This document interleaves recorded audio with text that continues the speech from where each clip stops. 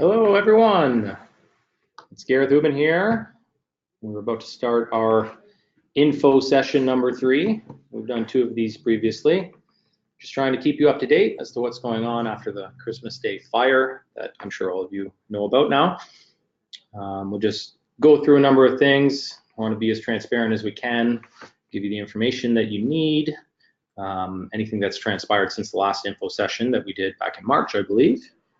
And if anyone wishes to ask any questions when I'm done kind of bringing the update, feel free. And that'll be the end of it after that. So I'll just kind of go through item by item as I did in the previous info sessions, kind of what's happening and what we've discovered and where we're at.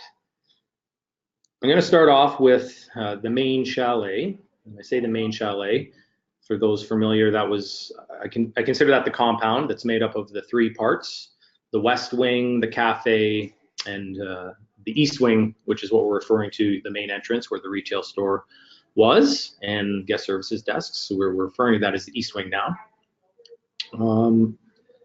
So the fire, as you know, it started in the cafe, and I think at the last info session, it was already gone at that time. So it's still sitting there. The slab from the cafe is exposed. The middle building is gone. Insurance company acknowledged back then that it was a complete write-off, so nothing has really changed with that. The west wing, the newer of the 3 buildings that were connected, again, suffered smoke and water damage, some structural damage. There's mold in there now. What has happened since the last update I gave you was that there was a scope of work being prepared by the insurance company. They had done that at the time. It was grossly inaccurate, very poorly done.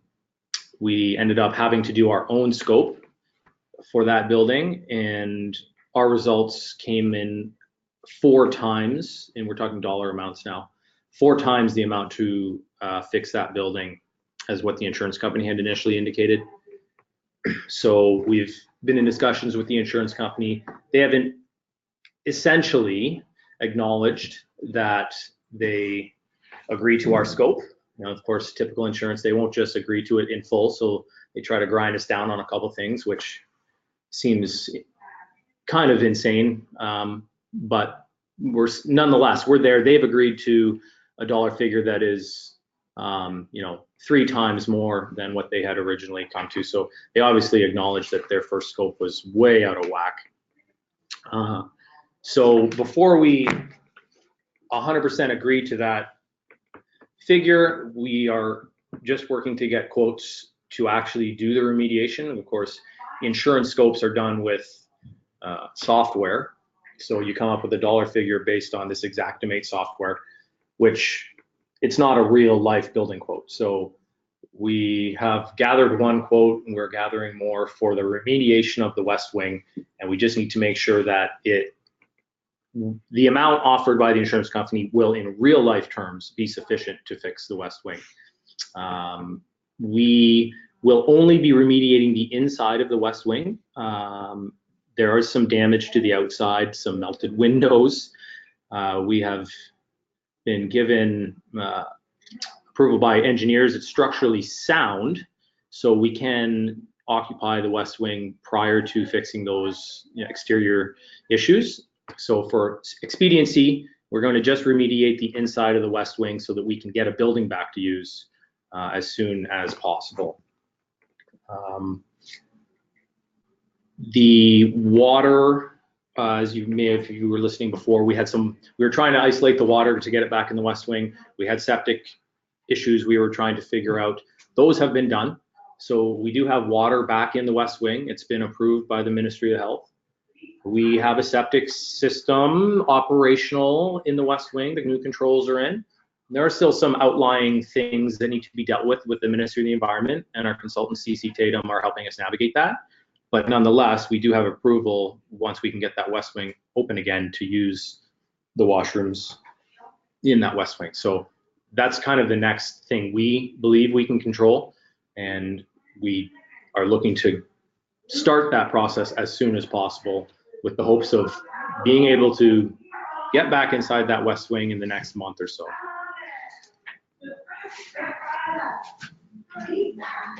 Moving along to the east wing. Again, remember the east wing is what we're referring to, where the retail store was and the guest services desk. We and just about any contractor or anyone I've talked to after the fire, anyone with common sense, in my opinion, agreed that that east wing should have been knocked down, and the insurance company had dug their heels in, and I maybe sound a bit jaded, but would say, yeah, you know, we'll just fix it up, throw some drywall back on the walls, and we're good to go. Of course, that's my oversimplified version, but nonetheless, they did not agree with the sentiment that the east wing should be torn down. So we had to get engineers involved, point out all the reasons why it does need to get knocked down, and we did that. And eventually, after seeing the engineers' reports and after spending a lot of money to gut the inside of the building, which was completely unnecessary, the insurance company has acknowledged that the east wing should be torn down and rebuilt. So good news, it delayed things by months, which is not great for us, but we finally got them to realize what most children could realize by walking in there. So that's a step in the right direction. Now, of course, always another hurdle along the way. The next issue with that is they have yet to confirm that they will cover the cost of rebuilding that building in its entirety. We have given them in writing through our consultants a hard deadline to give us an exact stance on what they believe should be covered, and they did not meet that deadline. We asked for an answer as of, I think it was last Wednesday, nothing from them. Follow up, sure, we'll get it to you the next day, still nothing as of a day later. So we sit in a bit of limbo, unsure of the insurance company's official stance as to whether they will cover all the costs of rebuilding that east wing structure to today's codes, or whether they again are going to dig their heels in the ground and say we're responsible for some of it. And what it means is, depending on what their stance is, it could delay things yet again. If they decide they don't believe they should have to cover the cost of rebuilding that entirely with new codes, then we end up going to arbitration. And again, it's a lengthy process.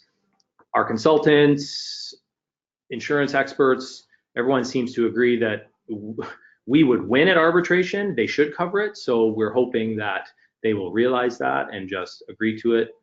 We actually pay extra in our policy for bylaw upgrades, so we don't believe they have a leg to stand on.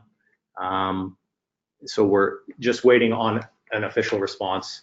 Of course, the policy, it's about interpretation. So there's a lot of language in there, and what happens is that arbitration, that language is interpreted by a judge or an arbiter or an umpire, I believe they call it.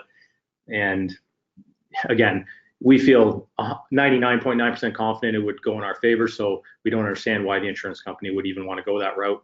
But we sit here waiting a week later with no response from them after giving them a hard deadline twice. So it's sort of the theme of this whole process so far. A lot of asking them for things and getting nothing or incorrect things back. So the good news to take out of that is the east wing will get demolished and rebuilt, but now we need to figure out who and when and how the funds are going to flow.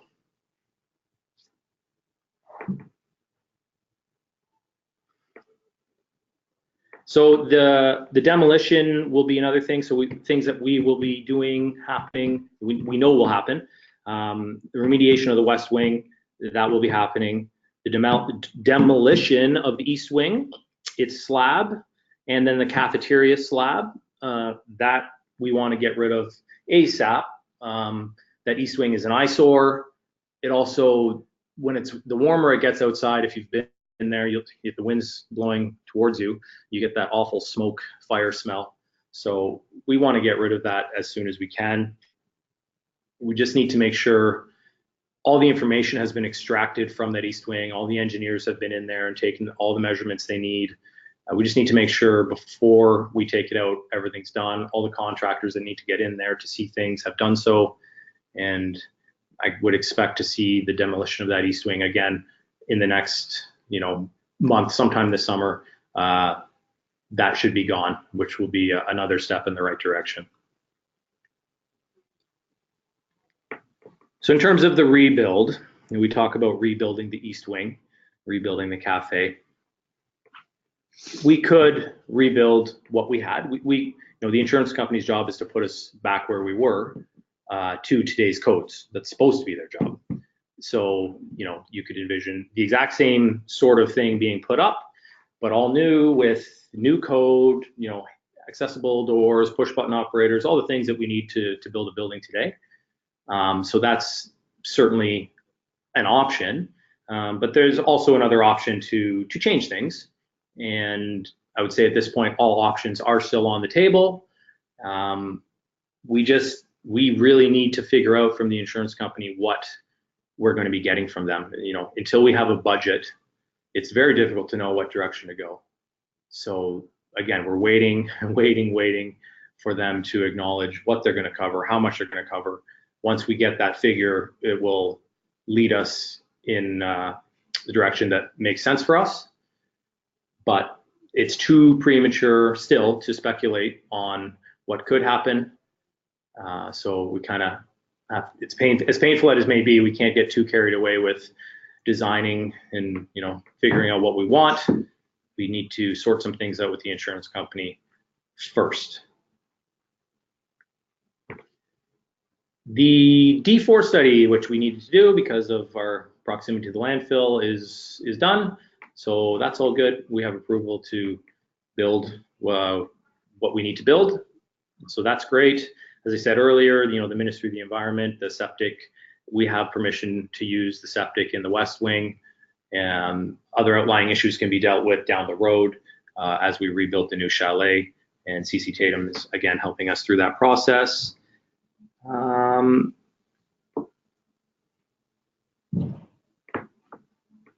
that's kind of it for the building side of things for what's happening. We move on to our sort of temporary operations. If you've been there, you've seen a lot of it, and there's some pictures that if you're online, you'll see that are up. So our summer operations, we're well underway.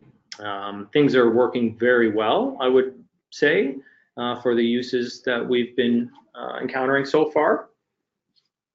The renovations to the old wax building, which is now our guest services building, is pretty much done now. We now have retail component inside. That's our guest services front desk.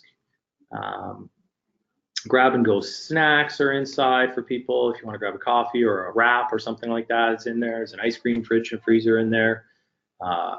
We have our bike maintenance area in there if you need a tune-up done or something. So yeah, it's come a long way and it's working very, very well. Right beside that, we have our custom seat container, which is the rental center for our full Cannondale rental fleet. And that's working very, very well as well. The old house, which we refer to as HQ, which is for our staff, and then programming and storage as well, is nearing completion. We should be done that in the next couple of weeks. That will be a home for camp kids while we're still rebuilding some buildings. They have a nice dedicated space downstairs, newly remodeled, and then our staff will be on the upstairs floor, and that's nearing completion. I would say prior to the start of July, that will be done. We have our big tents in place. If you've seen it if you're looking at the monitor or at the computer, you'll see those two big hexagons. They're really cool, giving people a nice sheltered space, open air. Works great in the summertime. And overall, the whole flow is working quite well. We have our third-party food vendor operating out of a tent, which is right in the same proximity. And yeah, we're very, very pleased. I think everyone at Hardwood, the staff, everybody has done a great job pulling it all together for the summer season. All of our summer events and programs are a go. We've gone through a number of them. Radical Riders has been a huge success. We've had some races so far, and yeah, everything's been going quite well, better than we could have expected for the summer season. Moving, we have to, unfortunately, we have to look towards the winter, and it's clear at this point that the new chalet will not be built for this winter. That's just the reality. So we have to think about our strategy for operating this winter, and it will be a similar strategy to what you see for the summer season, but of course with some tweaks because it's not quite as nice in an open air tent in the wintertime. We'll likely end up bringing in an ATCO style trailer for additional retail space. They come in 60 feet by 12-foot size, and we can envision one of those in this area. The tents are able to stay up in the wintertime. They were purchased specifically for that reason. They just need to be separated. There are walls that can go around them. And so we will likely keep those tents up for some sort of use, maybe event space or extra seating in the winter. We'll have to look at some sort of a heating system for them. But we will be looking at keeping those tents up during the winter. And then, of course, the West Wing, the one building that we will really need this coming winter. We should have it back. So that gives us a heated space with indoor washrooms for our skiers, snowshoers, fat bikers to come and stay. There's quite a bit of seating in there. We're still lacking what we had prior, but it's something, and that will likely be where most of the patrons this winter will spend most of their time, and then we'll sort of offset any needs we have with, like I said, the tents, trailers for retail, guest services will stay where it is, programming in the house. It'll be different for most people, but it'll still be far cry from this past winter when we really had nothing. So we feel like we can operate at a nearly a full capacity in terms of our offerings to our customers.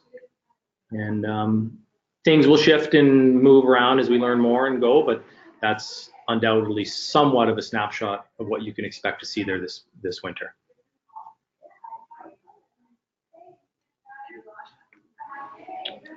So that's sort of my update, and I can take any questions if you have them now, and otherwise we'll sign off. And you can always, if you're listening to this not live after the fact, you can always email info@Hardwood Ski and Bike and ask questions there, and we can respond via email too. So.